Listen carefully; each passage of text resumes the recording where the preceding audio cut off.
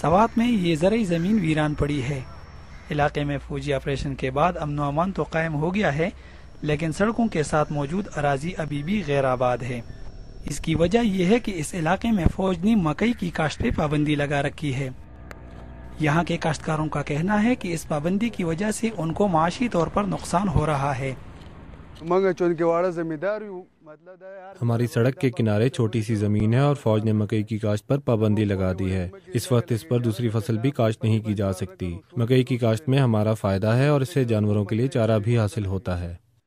فوج کے ترجمان کے مطابق علاقے میں سڑکوں کے کنارے واقع زمینوں پر مکئی کی کاشت پر پابندی اس لیے عائد کی گئی ہے کیونکہ یہ خدشہ ہے کہ مکئی کی فصل میں شدت پسند چھپ کر تخریبی کارروائیاں کر سکتے ہیں۔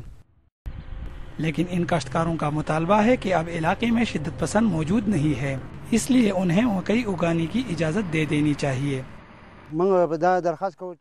ہم فوج سے درخواست کرتے ہیں کہ وہ ہمیں مکئی کاشت کرنے کی اجازت دے دیں، اس میں ہمارا فائدہ ہے اور اب یہاں کوئی دہشت گرد موجود بھی نہیں ہے۔